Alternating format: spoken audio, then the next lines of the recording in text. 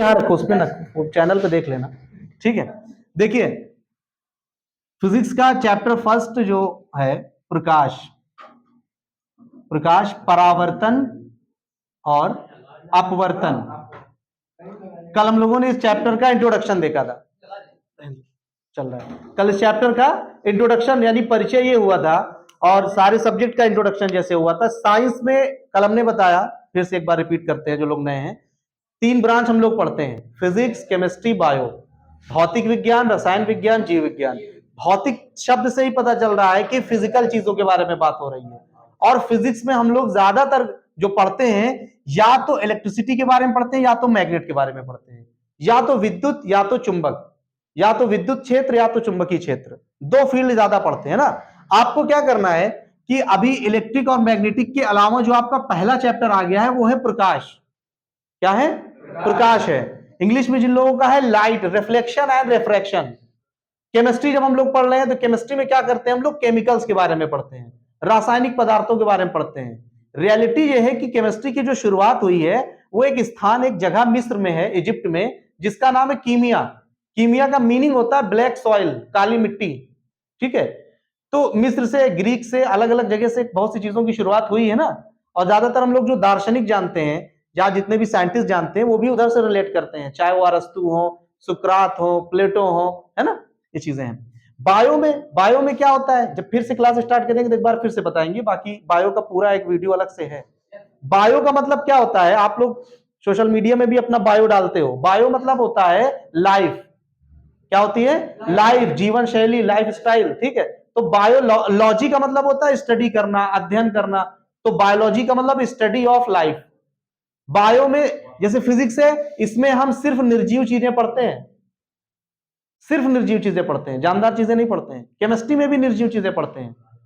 Bio क्या है? सिर्फ उस चीज के बारे में पढ़ाई करना है जिसके अंदर लाइफ होती है, जिसके अंदर जीवन होता है, जिसके अंदर सजीवता पाई जाती है। तो हम कैसे डिसाइड करेंगे कि कौन सी चीज सजीव है? जैसे आप कहें कि जैसे हम लोग अगर सजीव देखे से मैं बोल सकता हूं तो ये लगेगा कि जो बोलता हो वो सजीव है, ऐसा नहीं है। मशीनें भी बोलती हैं, इलेक्ट्रॉनिक चीजें बोलती हैं, मोबाइल बोलता है ना। तो ऐसी पहचान हो तो 3 पहचान हमने कही थी बायो में कि ये 3 पहचान सिर्फ सजीव में होती हैं। पहला रिस्पायरेशन, यानी कि श्वसन होना चाहिए, जिसमें श्वसन की कैपेसिटी है, O2 और CO2 का एक्सचेंज हो सकता है, ठीक है। उसको हम क्या बोलते हैं? श्वसन बोलते हैं, रेस्पायरेशन बोलते हैं। बात समझ रहे हैं? रेस्पायरेशन 2 तरह से होता है, अनाक्सी श्वसन, आक्सी श्वसन, एरोबिक, एनाएरोबिक रेस्पायरेशन। जब टॉपिक चलेगा तो समझाएंगे, सिर्फ इंट्रोडक्शन अभी हम दे रहे हैं इसका, ठीक है। दूसरा जो कंपलसरी है वो क्या होता है? नीड टू फूड, भोजन की आवश्यकता। जिस जिस चीज को भोजन की आवश्यकता होगी, हम ये नहीं कह सकते कि सभी जीवित है, जितने भी लिविंग ऑर्गेनिज्म है वो फूड लेते हैं, भोजन लेते हैं। और निर्जीव जो मशीनें हैं वो अगर भोजन लेती हैं तो वो भोजन नहीं है, वो फ्यूल है, वो ईंधन है। जैसे आप किसी मशीन को ना बैटरी या लाइट या डीजल, पेट्रोल, कोयले से चलाते हो, है ना, तो वो उसका भोजन नहीं है, भोजन के जैसा है। क्योंकि भोजन हम लोग लेते क्यों हैं? फूड लेने का रीजन ये है, फूड किस लिए लेते हैं? ताकि एनर्जी मिले। और एनर्जी क्यों चाहिए? ताकि हम वर्क कर सकें, हमारी बॉडी वर्क करती है, फंक्शन करती है। क्यों? Because human body is also a wonderful machine. हमारा शरीर भी क्या है? एक मशीन है, आश्चर्यजनक मशीन है, बहुत से अलग अलग काम होते हैं। तो काम करने की जो क्षमता है उसी को तो ऊर्जा कहते हैं, ठीक है। तो ऊर्जा के लिए कंपलसरी क्या है कि कोई ना कोई हमें फूड चाहिए। मशीनें फ्यूल लेती हैं, हम लोगों का जो फ्यूल है, जो ईंधन है, वो भोजन कहलाता है। और हमारे भोजन में भोजन हम क्यों लेते हैं? फूड हम इसलिए लेते हैं ताकि एनर्जी मिले। एनर्जी क्यों मिलती है? क्योंकि एनर्जी में 5 चीजें होती हैं जिसे हम न्यूट्रिशन कहते हैं, पोषण कहते हैं। न्यूट्रिशन का मतलब vitamin, mineral, carbohydrate, fat. Vitamin, mineral, carbohydrate, fat, एक बच रहा है, प्रोटीन, वेरी गुड, ठीक है। ये 5 चीजें होती हैं। आप कुछ भी खाते पीते हैं उसमें 5 में से कोई ना कोई चीज पाई जाती है। या तो उसमें विटामिन होगा, या तो मिनरल होगा, या तो कार्बोहाइड्रेट होगा, या फैट होगा, या प्रोटीन होगा। मतलब एक चीज में एक ही चीज नहीं होगा, हो सकता है कंबाइंड हो, ठीक है। आप मिल्क ले रहे हैं, उसमें जो है मिनरल कैल्शियम है, उसमें प्रोटीन कैसीन प्रोटीन है, उसमें घी आ गया तो फैट भी है ना। एनर्जेटिक फूड आप ले रहे हैं, उसमें एग मिक्स कर दिया तो कार्बोहाइड्रेट भी है। आप कोई भी फ्रूट खा रहे हैं, विटामिन है, ठीक है। अब स्पेशल कैटेगरी में अगर आपको चाहिए कि नहीं हमको विटामिन ए की चीजें खानी है, तो फिर उसका सोर्स अलग है, पपाया है, कैरेट है ना, आंखों के लिए। तो ये सारी चीजें अलग अलग बायो में हमको पढ़नी पड़ती हैं। अब हम अपने मेन टॉपिक पे आ रहे हैं टाइम के हिसाब से। जो आज का हमारा टॉपिक क्या है, फिजिक्स है। इसको आराम आराम समझते हैं, अभी जल्दी जल्दी बताया ना, और फिर आप बाद में देख लेंगे। प्रकाश इंग्लिश में क्या कहते हैं, लाइट। जब भी हमने इसको पढ़ाया, हमने एक बार बताया है ना कि लाइट का मतलब वो नहीं है जो हम लोग समझते हैं, है ना। लाइट, बहुत से लोग, हम लोग भी क्या बोलते हैं, जो लाइट जिसकी वजह से पंखा चलता है वो इलेक्ट्रिसिटी है, विद्युत है, बिजली है ना। लाइट कह देते हैं आसानी के लिए, लेकिन लाइट सही सही किसको कहते हैं, प्रकाश को कहते हैं, है ना। रोशनी, उजाला, आसान भाषा में ये कहें जिसकी सहायता से हमें वस्तुएं स्पष्ट दिखाई दें, जिसकी सहायता से हमें, भाई आपको ये क्यों दिख रहा है, क्योंकि लाइट है, बंद कर देंगे नहीं दिखेगा। तो प्रकाश क्या है, प्रकाश ऊर्जा का ऐसा स्रोत है जिसकी सहायता से हमें वस्तुएं स्पष्ट दिखाई देती हैं। इतनी बात क्लियर हो गई। अब वस्तुएं दो तरह की होती हैं, एक प्रदीप्त, एक अदीप्त, है ना, ल्यूमिनस, नॉन ल्यूमिनस। एक वो होती है जो खुद लाइट देती हैं, और एक वो होती है जो दूसरे की हेल्प से लाइट देती है।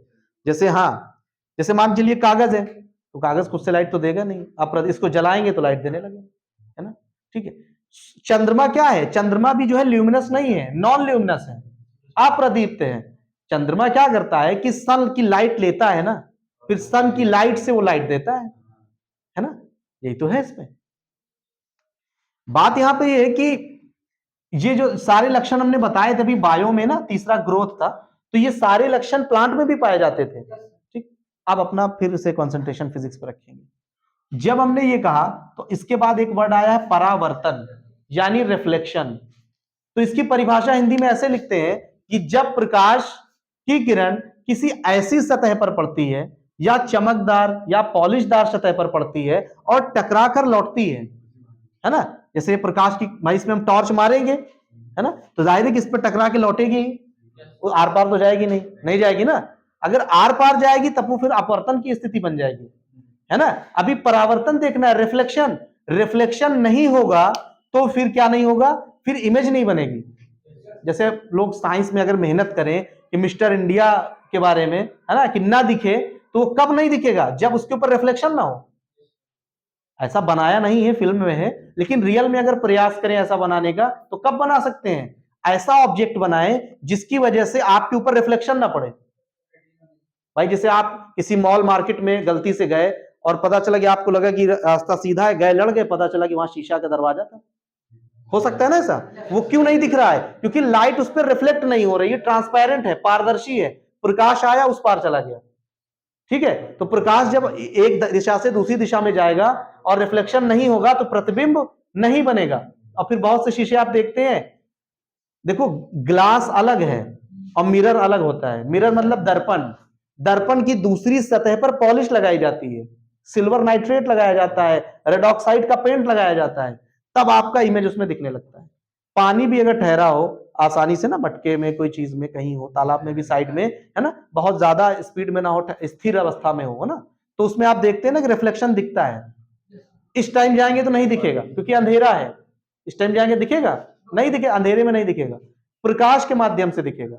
और प्रकाश के माध्यम से, जैसे इस पे अभी क्या है, देखो शेड कैसे बनेगी, जब प्रकाश का माध्यम इस पे पड़ रहा है, थोड़ी सी दिख रही है ना, अभी वाली बंद करेंगे तो और दिखने लगी क्योंकि फिर पूरा प्रकाश इस पे पड़ेगा। तो ये प्रतिबिंब क्या है कि प्रकाश की किरण का पड़ना कंपलसरी है। जैसे किसी भी ऑब्जेक्ट को हम देखें, पहले परावर्तन आप समझ लीजिए, प्रकाश आप समझ गए, प्रकाश ऊर्जा का वह माध्यम है जिसकी सहायता से हमें वस्तुएं स्पष्ट दिखाई देती हैं, ठीक है। Light is a source of energy, we can see any object with the help of light, we can't see any object without light, ठीक है ना। अब उसके बाद रिफ्लेक्शन पूछा गया, रिफ्लेक्शन भी यही है ना। देखो इसमें रिफ्लेक्शन का लॉ समझिए, ज्यादा आसानी समझ में आएगा। लॉ ऑफ रिफ्लेक्शन, परावर्तन के दो नियम है, पहला नियम और दूसरा नियम। हाँ बनाओ तो कोई दिक्कत नहीं है, कोचिंग तो है ही है। अरे नहीं काटे वाटे नहीं, डाल देंगे ऐसे ही, क्या दिक्कत है। देखिए परावर्तन के कितने नियम है, दो नियम है। आपका प्रश्न आएगा परावर्तन के नियम समझाइए, तो कितने नियम है, दो। अरे यार मार्कर देख रहे हो क्या, दो नियम है, ठीक है। अब नियम क्या है जब आपने टॉर्च से लाइट मारी है ना, इसका एग्जांपल समझने के लिए किसी के पास लेजर लाइट वाली हो ना, तो अगले दिन ले आना लेजर लाइट, और कोई शीशे का टुकड़ा हो, मतलब मोबाइल से हो जाएगा, या ले आना, तो उसको लाना, तो रिफ्लेक्शन आप अंधेरे में समझ पाएंगे, उसकी रेस दिखती है ना, इसीलिए कह रहे हैं, हाँ इसीलिए मंगा रहे हैं उसको, किसी के पास हो तो ले आना, है ना। ठीक है, देखिए इधर समझिए, जब जैसे इस पे हमने ये टॉर्च से लाइट मारी, तो जो आने वाली किरण है उसको कहते हैं आपतित किरण। क्या कहते हैं? आपतित किरण। इंग्लिश में कहते हैं इंसिडेंट रे, इसीलिए आई से लिखते हैं।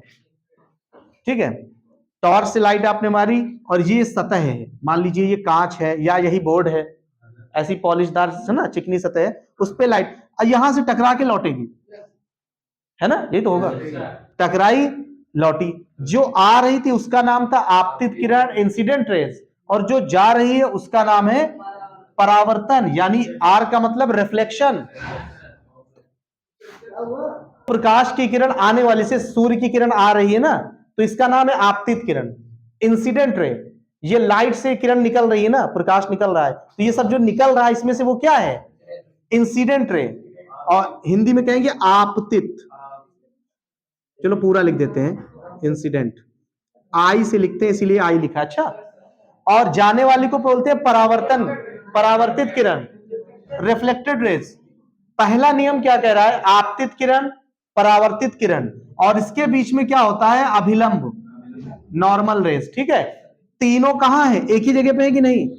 पहला नियम यही है, आपतित किरण, परावर्तित किरण तथा अभिलंब तीनों एक ही तल में होते हैं। The incident rays and reflected rays, normal rays, all are same surface, all are in same surface, same planes.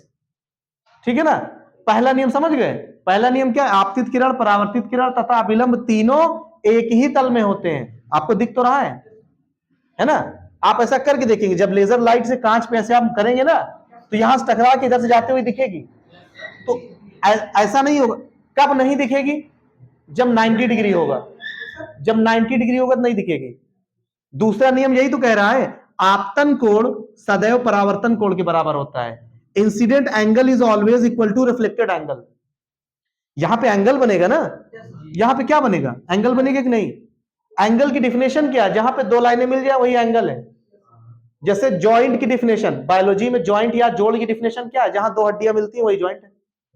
तो इसी तरह से एंगल की डिफिनेशन क्या है? जहां पर दो लाइनें मिल जाए वही एंगल है। तो यहां पे दो लाइनें मिल रही ना, तो यहां पे एक एंगल, तो इंसिडेंट से एंगल बना, तो इसका नाम क्या पड़ा? आपतन कोण, यानी इंसिडेंट एंगल।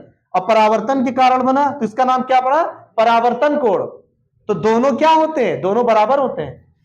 यहां क्या लिखना है? आपतन कोण सदैव परावर्तन कोण के, अगर आपतन कोण 50 डिग्री है तो ये कितना होगा? ये 70 है तो ये 40 होगा तो 40, 90 होगा तो 90। कैसे? अब 90 कैसे होगा ये भी तो सोचो। 90 का मतलब ये सरफेस है, ये है, ठीक है, इसके ऊपर लेजर लाइट ऐसे मारोगे तो रिफ्लेक्शन वाली दिखेगी? कहां दिखेगी? उसी में तो रहेगी भाई। 90 से ही जा रही, 90 में ही लौट रही है, तो कहां दिखेगी? उसी में रह जाएगी, रिफ्लेक्शन हो ही नहीं पाएगा, है ना। तो 90 का क्या हो जाएगा? इक्वल हो जाएगा, क्योंकि भाई सबका जितना इंसिडेंट एंगल होगा उतना ही रिफ्लेक्टेड एंगल होगा, जितना ये होगा उतना। यही दूसरा लॉ था। पहला है कि आपतित किरण, परावर्तित किरण तथा विलंब तीनों एक ही तल में होते हैं। दूसरा नियम है आपतन कोण सदैव परावर्तन कोण के बराबर होता है। आपका एक काम रहेगा कल का, नहीं कि अगले दिन का, कल आप टेस्ट की तैयारी करेंगे, कल के बाद आप जो है एक बार प्रकाश के गुण पढ़ लीजिएगा। प्रकाश के ज्यादा नहीं पढ़ना, सिर्फ 3 पढ़िएगा। प्रकाश सीधी रेखा में चलती है ना, टेढ़ी रेखा में नहीं चलती ना। प्रकाश कैसी चलती है? सीधी रेखा में चलती है, सदैव सीधी रेखा में। प्रकाश की चाल भी आपको पता है, 3 × 10⁸ मीटर पर सेकेंड, है ना। ये प्रकाश की चाल होती है, प्रकाश इस स्पीड से चलता है। हाँ बोलो बोलो, क्या बता रहे? किसी को बताना है कुछ? ठीक, अच्छा ठीक। अच्छा, तभी हमने 12th में एक चीज बताई थी, आप लोगों ने भी शायद देखा हो। जैसे ये, मैं थोड़ा सा 1-2 मिनट का काम है। देखिए, जैसे ये कितना लिखा है? तो सबको आता है ना। ये कितना लिखा है? 2। अच्छा, ये जरूरी है कि इसको 2 नहीं बोल सकते? हाँ, क्यों भाई बताओ ना। इसको जैसे ये कितना है? 3 है, 1 2 3, ऐसे नहीं पढ़ सकते 1 2 3। यही 3 क्यों है? कोई रीजन है ना। हाँ यही तो बता रहे हैं कि एंगल की वजह से।